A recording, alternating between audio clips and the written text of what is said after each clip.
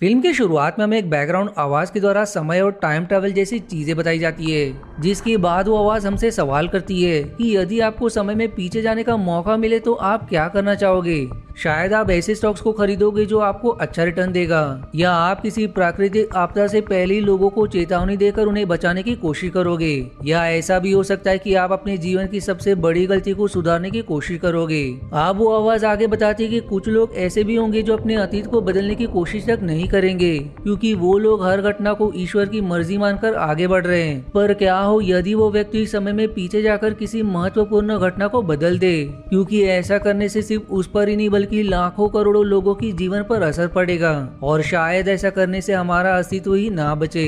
अब इसके बाद हमें 33 एडी यानी कि जीसस का इसके जन्मदिन के 33 साल बाद का समय दिखाया जाता है, जहाँ 33 साल के जीसस को मारने के लिए साल 2031 से एक सोल्जर गया हुआ था, जो जीसस को बंदूक दिखाते हुए कहता है कि यदि तुम ईश्वर के बेटे हो तो तुम इस गोली को रोक लोगे।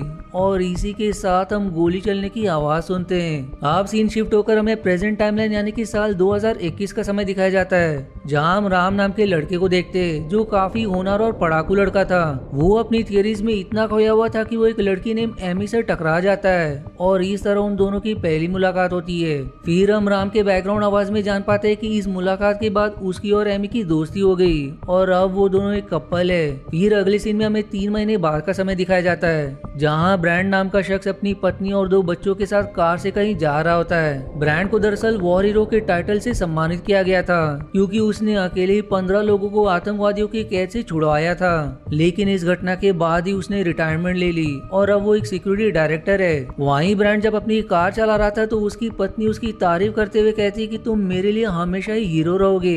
पर ऐसा कहने के बाद उसे अजीब सा महसूस होने लगता है। तब ब्रांड के पूछने पर वो बताती है कि मुझे अचानक से ऐसा लग रहा है मानो ईश्वर कुछ करने वाले है, जिसमें तुम्हारा हाथ भी होगा। इस पर ब्रांड अपनी पत्नी का हाथ चूमता है, जिस कारण अब उसका ध्यान सड़क पर नहीं रहता, और तभी एक तेज रफ्तार ट्रक उनकी कार को टक्कर मार देती है, जिसमें ब्रांड तो बच जाता है लेकिन उसकी पत्नी और दोनों बच्चे मारे जाते हैं। दूसरी तरफ हम लैब 19 की फैसिलिटी में ली, साइमन और फेलिक्स को देखते हैं, जिनसे थोड़ी दूर पर राम बैठा हुआ था। दरअसल ये चारों ऐसे प्रोजेक्ट पर काम कर रहे थे जिसके द्वारा ये किसी भी पदार्थ को एक जगह से दूसरी जगह पहुंचा सके, यानी कि वो किसी भी सामान को टेलीपोर्ट करने के प्रोजेक्ट पर काम कर रहे थे। जहां साइमन अपनी कुर्सी लेकर टेलीपोर्टेशन मशीन के नीचे बैठ जाता है, जो देखकर राम कहता है कि अभी हमें एक भी टेस्ट नहीं किया है, और यदि एक्सपेरिमेंट फेल हुआ तो तुम्हारे शरीर के एटम्स अलग होकर पूरे ब्रह्मांड में फैल जाएंगे। अब अगर आपको समझना है कि टेलीपोर्टेशन डिवाइस का एटम से क्या रिलेशन है तो इसका एक्सप्लेनेशन मैंने कर चुका हूँ एक मूवी एन में, जिसे अगर आपको देखना है तो इसका लिंक आपको आई बटन या डिस्क्रिप्शन में मिल जाएगा। अब इस मूवी के एक्सप्लेनेशन की तरफ बढ़ते हैं, जहाँ राम कहता है कि मशीन के नीचे से हट जाओ क्योंकि हमें अपना पहला टेस्ट शुरू करना है। तब साइमन कुर्सी को वहीं छोड़कर बाकी लोगों के पास आ जाता है, जिस पर राम उसे कुर्सी की जगह एक बॉल रखने को कहता है ताकि वो उस बॉल को टेलीपोर्ट कर सके।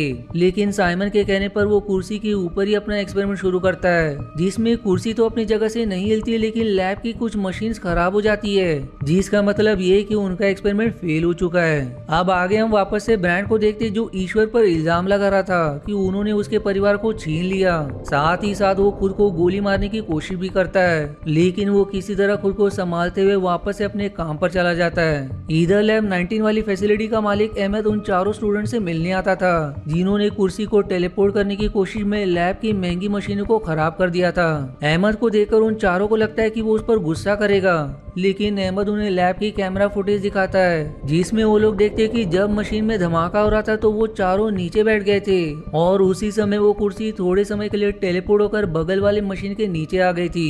पर इन चारों को इस बात का पता नहीं चला, क्योंकि वो लोग धमाके से बचने के लिए छुपे हुए थे, यानी कि उनका एक्सपेरिमेंट सफल रहा। इसलिए अहमद उन्हें और भी अच्छी लैब भेजता है ताकि वो लोग इस प्रोजेक्ट को नई ऊंचाई तक ले जा सके। उन्हें उनकी नई लैब दिखाकर अहमद अपने ऑफिस चला जाता है, जहां उसकी मुलाकात ब्रांड से होती है। दरअसल ब्रांड के ऊपर ही उसकी फैसिलिटी की सिक्योरिटी का जिम्मा था, और ब्रांड ने सिक्योरिटी के लिए अपनी खुद की टीम बना रखी थी, जिनके साथ साथ अहमद की पर्सनल सिक्योरिटी भी वहीं काम करती थी। अब बातों ही बातों में अहमद ब्रांड के परिवार की दुखद मौत पर दुख जाहिर करता है, जिस पर ब्रांड कहता है कि ईश्वर ने उसके परिवार को मरने दिया। यदि ईश्वर चाहता तो उसके परिवार की मौत ना होती, जिसके बाद अहमद भी अपने माँ बाप की हत्या वाली घटना बताता है। और अब हम फ्लैशबैक में देख पाते हैं कि अहमद जब छोटा था तो कुछ आतंकवादियों ने उसके माता पिता का गला काटकर उन्हें जान से मार दिया था। तब छोटे अहमद ने आतंकवादी की चाकू छीनकर उसी के चेहरे पर वार करके वहाँ से भाग निकला। फिर हम उस चाकू को अहमद के ऑफिस टेबल पर देखते हैं। दूसरी तरफ अहमद के आदमी 24 घंटे राम और उसकी टीम पर नजर बनाए हुए थे कि वो लोग लैब में क्या कर रहे हैं। इधर साइमन और फेलिक्स जब लैब से बाहर जाते तो राम और एमी सर्वर रूम में जाकर एक दूसरे को किस करने लगते। दरअसल सर्वर रूम में कोई कैमरा नहीं लगा था, इसलिए वो जगह उनके रोमांस के लिए परफेक्ट थी। तभी वहाँ रखे एक राउटर की लाइट जलती है, जिससे राम समझ जाता है कि किसी ने इस सर्वर से इंटरनेट कनेक्ट करके वीडियो कॉल की है। इसलिए वो अपने डिवाइस की मदद से वीडियो कॉल को इंटरसेप्ट करता है, जहाँ वो और एमी देखते हैं कि अहमद एक आतंकवादी से बात कर रहा है। उनकी बातों से पता चलता है कि अहमद को टेलीपोर्टेशन डिवाइस की जरूरत इसलिए ताकि वो आतंकवादियों तक बॉम्ब और बंदूकें पहुंचा सके। अब उसकी योजना को सुनकर राम और एमी हैरान हो जाते हैं, जिस पर अब राम एमी को ये सुझाव देता है कि उसे अब ऐसा दिखाना है मानो उसे इस बारे में कुछ भी नहीं पता है, क्योंकि अहमद को अगर शक हो गया तो वो उन्हें जान से मार देगा। वहीं साइमन और फेलिक्स के आने पर वो लोग एक बॉल पर अपना एक्सपेरिमेंट करते हैं, लेकिन अब भी उन्हें कोई बड़ी सफलता नहीं मिलती, जिससे फेलिक्स बहुत निराश होता है। तब राम को कुछ देर सोचने के बाद चमकता है कि वो लोग बॉल को टेलीपोर्ट नहीं कर रहे बल्कि उसे कुछ सेकंड पीछे भेज रहे, जिसका मतलब ये है कि उसने टाइम मशीन बना ली है जो फिलहाल तो कुछ सेकंड पीछे ही जा सकती है। अब ये पता चलने पर वो अपने साथियों को लंच के लिए भेजकर फिर से बॉल पर एक्सपेरिमेंट करता है। और इस सारी घटना को अहमद के साथी कैमरा से देख रहे थे, जो बात राम को भी पता थी। इसलिए वो एक एक्सपेरिमेंट करने के बाद फिर से एक्सपेरिमेंट करता है, जिसमें वो बॉल के साथ साथ रबर के एक छोटे टुकड़े को रखता है। यहाँ राम को उम्मीद है कि अहमद के आदमियों का ध्यान बॉल पर होगा, जबकि वो रबर के टुकड़े पर अपना एक्सपेरिमेंट कर लेगा। जिसके बाद वो फिर से उस मशीन को चलाता है, जिससे बॉल के साथ साथ रबर का छोटा टुकड़ा भी दूसरी तरफ आ जाता है। लेकिन अहमद के लोग कैमरा से राम को रबर का टुकड़ा छुपाते हुए देख लेते, जिस कारण वो उसे पकड़कर अहमद के सामने ले जाते।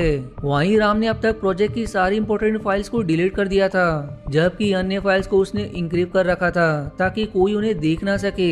इधर अब अहमद उससे सवाल करता है कि आखिर तुम समय यात्रा वाली बात क्यों छिपा रहे थे, जिस पर राम बताता है कि किसी छोटी चीज को समय में पीछे भेजना आसान है, लेकिन किसी इंसान को समय यात्रा करवा पाना आसान नहीं है। जो सुनकर अब अहमद उससे प्रोजेक्ट की फाइल्स को डिलीट करने का कारण पूछते हुए इलेक्ट्रिक शॉक दिलवाता है, और फिर अंत में उसे कमरे में कैद कर दिया जाता है। फिर अहमद उसके साथियों को झूठ कहता है कि राम को यूएस मिलिट्री के फैसिलिटी में काम करने के लिए भेज दिया गया है, और क्योंकि हमारा प्रोजेक्ट काफी खास था इसलिए उसकी गोपनीयता बनाए रखने के लिए तुम तीनों को कुछ दिनों तक इसी फैसिलिटी में रुकना होगा। वहीं इस तरह ब्रांड को बुलाकर उससे ये बताया जाता है कि राम ने प्रोजेक्ट की फाइल्स को डिलीट कर दिया है, जहां ब्रांड का काम ये था कि वो कैसे भी करके राम से इस प्रोजेक्ट को वापस शुरू करवाए। जिस पर अब ब्रांड राम को बहुत मारता है, लेकिन राम इस प्रोजेक्ट पर काम करने के लिए तैयार नहीं होता।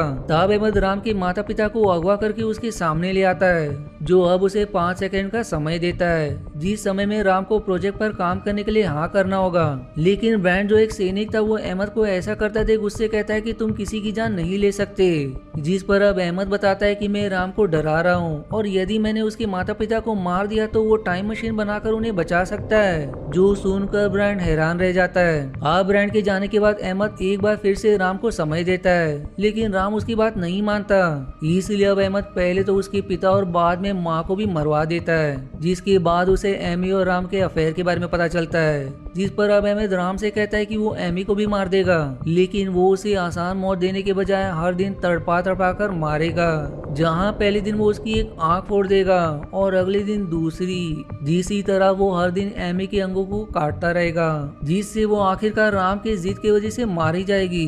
तब राम अपनी जिद छोड़कर अहमद के लिए टाइम मशीन बनाना शुरू कर देता है, और इस बार उसके साथ साइंटिस्ट की एक टीम भी काम करती है, और वो 3 दिन में ही टाइम मशीन बना लेता है। अब टाइम मशीन के बनते ही राम कंप्यूटर में उस दिन का समय सेट करता है जिस दिन उसके माता पिता को मारा गया था, ताकि वो उनके मरने से पहले वहाँ जाकर उन्हें बचा सके। लेकिन अहमद उसे समय यात्रा करने से रोकते हुए उसे वापस एक कमरे में कैद करवा देता है। वहीं दूसरी तरफ राम के दोस्त कैमरास को हैक करके राम का पता लगा लेते हैं, और फिर वो लोग कैमरास को कुछ समय के लिए रिवर्स में प्ले करके राम के पास जाकर उसे आजाद करवाते हैं। जहाँ अब राम उन्हें टाइम मशीन के बारे में बताता है। उधर अहमद ने ब्रांड को अपने खास साथियों के साथ जीसस क्राइस्ट के समय में भेज दिया था ताकि वो ईश्वर से अपने परिवार की मौत का बदला लेने के लिए ईश्वर के बेटे को मार सके।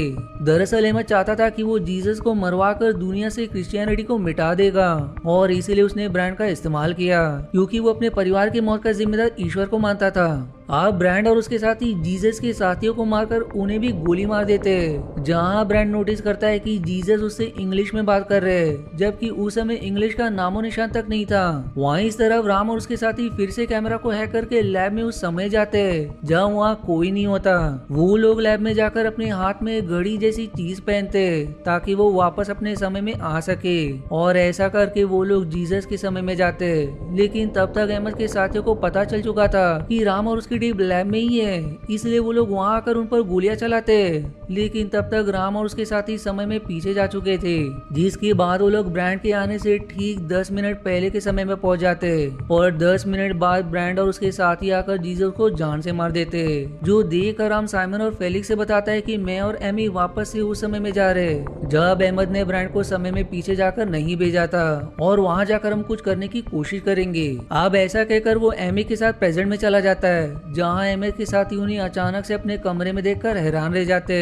तब वो दोनों वहां से भागकर दूसरी लैब में आ जाते, जहां लैब के दरवाजे को अंदर से बंद करके राम कुछ इक्वेशंस को कंप्यूटर में डालता है, लेकिन इसमें काफी समय लगने वाला था। इसलिए एमी, जिसे अच्छे से पता था कि समय यात्रा करने से पहले वो साइमन और फेलिक्स के साथ कैमरास को हैक कर रही थी, यानी कि इस समय भी वो खुद को देख पा रही होगी, इसलिए वो कैमरा पर इशारे में खुद को संदेश देती है कि राम को साउथ ब्लॉक में कैद करके रखा गया है, उसे बचाओ और अहमद को रोको वरना वो जीसस को मार देगा। तभी वहाँ अहमद के साथ ही आकर टाइम ट्रैवलिंग वाले राम और एमी को जान से मार देते, लेकिन उन्हें ये नहीं पता था कि किस टाइमलाइन वाले राम और एमी अब भी जिंदा है। उस तरफ संदेश मिलते ही प्रेजेंट टाइम वाली एमी साइमन और फेलिक्स के साथ राम को बचाती है, जो फिर समय में पीछे जाकर ब्रांड और उसके साथियों के आने से पहले वाले समय में जाते ताकि उनके आते ही वो उन सभी को मार सके। और ऐसा ही होता है, जिसमें वो लोग लकड़ी के हथियारों से ब्रांड के साथियों को मार गिराते, लेकिन ब्रांड और सबीर वहाँ से भाग निकलते।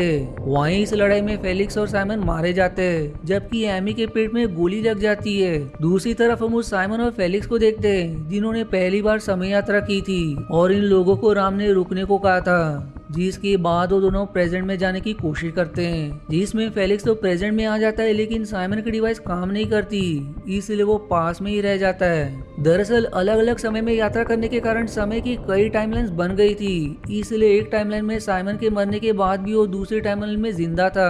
अब आगे हम प्रेजेंट में फेलिक्स को देखते हैं, जिसे अहमद के लोगों ने पकड़ लिया था, पर क्योंकि ये वो समय था जब पास में जीसस क्राइस्ट को ब्रांड ने मार दिया होता है, इसलिए सब कुछ बदलने लगता है और फिर आखिर में जमीन से कुछ शैतान निकलकर फेलिक्स को जान से मार देते। आप पास में हम जीसस क्राइस्ट को देखते हैं, जिनसे साइमन मिलता है और वो भी उनकी इंग्लिश सुनकर हैरान रह जाता है। यहाँ उन्हें समझाने की बहुत कोशिश करता है कि यदि वो राज्य में कहे तो राजा के लोग उन्हें क्रूसीफाई कर देंगे, लेकिन जीसस क्राइस्ट उसकी एक नहीं सुनते और आखिर में उन्हें क्रूसीफाई कर ही दिया जाता है, जहाँ उनके साथ साथ ब्रांड और सबीर को भी पकड़कर लटकाया गया था, क्योंकि उन्होंने राजा के सैनिकों को गोली मार दी थी। तभी राम एमी को लेकर वहाँ आता है, क्योंकि उसकी हालत बहुत खराब थी, जिसे देख कर जीसस कहते कि यदि तुम ब्रांड को माफ कर दो तो एमी बच जाएगी, पर इस पर राम वहाँ से चला जाता है, क्योंकि वो ब्रांड को माफ नहीं कर सकता था। आप प्रेजेंट समय के किसी और टाइमलाइन में अहमद खुद भी समय यात्रा करके पीछे आता है, ताकि वो जीसस को जिंदा होने पर उन्हें फिर से मार सके। दरअसल बाइबल के हिसाब से जीसस के क्रूसिफिकेशन के 3 दिन बाद वो फिर से जिंदा हो गए थे, इसलिए अहमद जीसस की लाश के पास ही खड़ा था और फिर तभी जीसस की जिंदा होने का समय आ जाता है और जिस गुफा में उनकी लाश को रखा गया था वो अब कांपने लगती है, जो देखकर अहमद वहां से गायब होकर प्रेजेंट में आ जाता है। वहीं जीसस एमी के पास आकर उससे बात करते, जिसके बाद फिर एमी मर जाती है, जो देखकर राम और सैमन को बहुत दुख होता है। तभी वहाँ गांव की 2 महिलाएं आकर सबीर के हाथ की डिवाइस देती है, जो उन्हें तब मिली थी जब सबीर और ब्रांड ने राजा के सैनिकों पर हमला किया था। जिस डिवाइस की मदद से राम और साइमन वापस से प्रेजेंट में आते, जहाँ आते ही साइमन अहमद के 2 साथियों को गोली मारकर खत्म कर देता है। लेकिन बदले में एक आदमी ने उसे भी गोली मार दी थी। इस पर अब्राहम एमर के साथियों को बंदूक लेकर वापस से समय में और पीछे जाता है ताकि वो अपने माता पिता को बचा सके। वो समय में पीछे जाकर ना सिर्फ अपने माता पिता को बचाता है बल्कि वो एमर को मारने की भी कोशिश करता है। जिस सब में ब्रांड एमर को बचाने के लिए उसके पीछे आता है और अब्राहम को ब्रांडेड की कहानी पता चलती है जिसमें उसने अपने परिवार को खो दिया था। जो जानकर राम समझ जाता है कि ब्रांड एक अच्छा आदमी है और वो ईश्वर से नाराज होकर जीसस को मारने गया था। अब ये बातें पता चलते ही वो उसे माफ कर देता है, जिसके बाद वो ब्रांड को एमर की सच्चाई बताता है, जिस पर ब्रांड एमर के आदमियों को खत्म कर देता है। लेकिन एमर चूक से ब्रांड के रीढ़ की हड्डी पर गोली चला देता है। तब राम एमर के टेबल पर रखी चाकू से ही एमर को मार गिराता है, जिसके बाद वो समय के सारे टाइमलाइंस को ठीक करके ब्रांड के साथ इंसाफ करता है, जिसके लिए वो एक साइन बोर्ड लेकर उस समय में जाता है जब ब्रांड की कार का दुर्घटना होने वाला था और वो पल भर के लिए उसके कार के सामने आकर वापस से प्रेजेंट में चला जाता है। वहीं कार के सामने एक आदमी को देखकर ब्रांड ब्रेक लगाता है, जिससे फिर सामने से आ रहा ट्रक उनकी कार से नहीं टकराता। तब ब्रांड कार के बाहर आकर उस साइन बोर्ड को देखता है जिसमें राम ने उसके लिए संदेश और अपनी आज के वर्जन के लिए एक पेन ड्राइव भेजा था, जिस पर ब्रांड उस पेन ड्राइव को इस समय वाले राम को दे देता है, जिस मदद से फिर राम टाइम मशीन बनाकर खूब सारे पैसे कमाता है। जिसके साथ ये मूवी यहीं समाप्त हो जाती है। आशा है आपको मेरी एक्सप्लेनेशन पसंद आई। यदि हाँ तो प्लीज वीडियो को लाइक करना और चैनल को सब्सक्राइब करके सपोर्ट करना ना भूलें। मिलते हैं अगले एक्सप्लेनेशन वीडियो में, तब तक के लिए धन्यवाद दोस्तों।